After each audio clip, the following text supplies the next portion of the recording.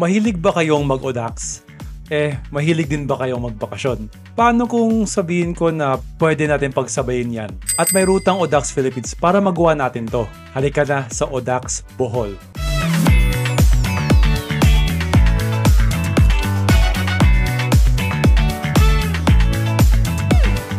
Nasubukan ko na mag-Odax sa iba't ibang panig ng Pilipinas, pero sa Bohol ko talaga naramdaman na pinakakaya kong magbakasyon. Bakit kamo?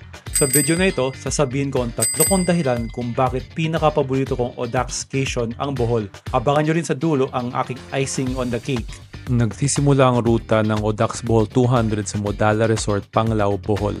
Tatawirin ang buong isla ng Panglao hanggang sa Bohol Island mismo at saka papadyakin ang katimugang bahagi ng Bohol Circumferential Road. Ang mga checkpoints sa daraanan, una sa kilometer 49.5 sa Banban Elementary School, Dimiao, pangalawa sa kilometer 100 sa Motor Ace, Gindulman, kung saan din ang turnaround point, at pangatlo, kilometer 151.9 sa Banban Elementary School ulit. Kailangan magpatatak ng brevet card sa 3 checkpoints na ito bago bumalik sa finish line sa Modala Resort, Panglao.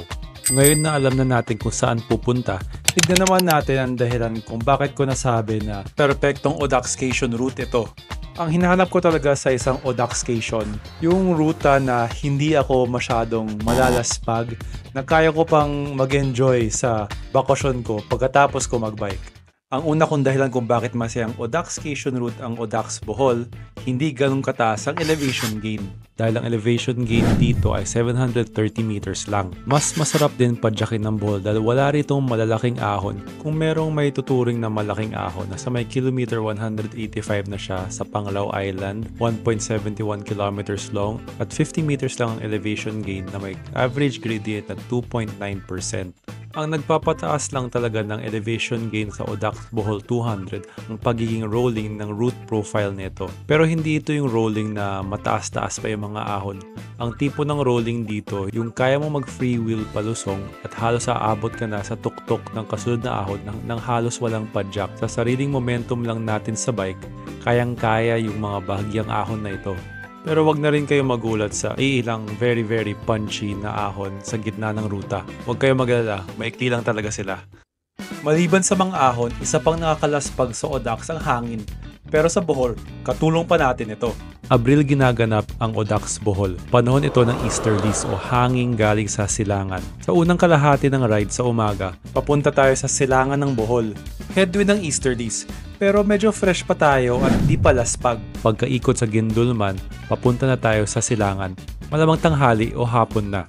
Ito ang panahon na lumalakas ang easterlies. Ang resulta, tailwind pabalik sa Panglao.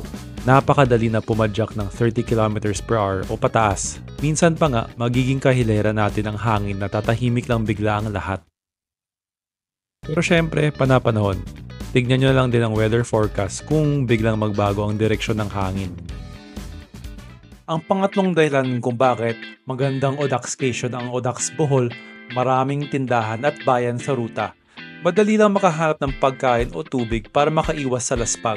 Maraming lugar kung saan tayo pwede magpahinga. At higit sa lahat, maraming 7-Eleven. Salvation! Aircon. Salvation. 7-Eleven. 7-Eleven Aircon. Salvation. 7-Eleven Aircon. Madami nga nang pwedeng tigilan. Kayang gawing food trip yung Odax Bohol eh. Sabayan pa ng mga magagandang tanawin. Saan ka pa, diba?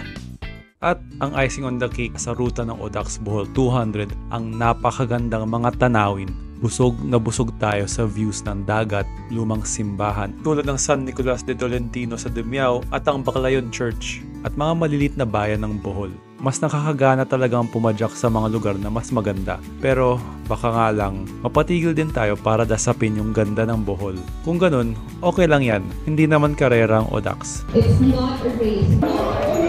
Not a race. Basta umabot ka lang sa cut-off time na hindi super laspag at kaya mo pang mag-enjoy ng bakasyon mo. Kung may balak kang sumali sa Odax Bohol, sana nakatulong yung route guide ko na ito. At kung ngayon nyo lang nalaman ang tungkol dito, Tingin nyo ba mapapasali kayo sa sunod na Audax Bohol? Comment nyo lang sa baba. Hanggang sa muli, ride safe! Kaya kung mahilig ka sa bike trips at tips, like at subscribe lang.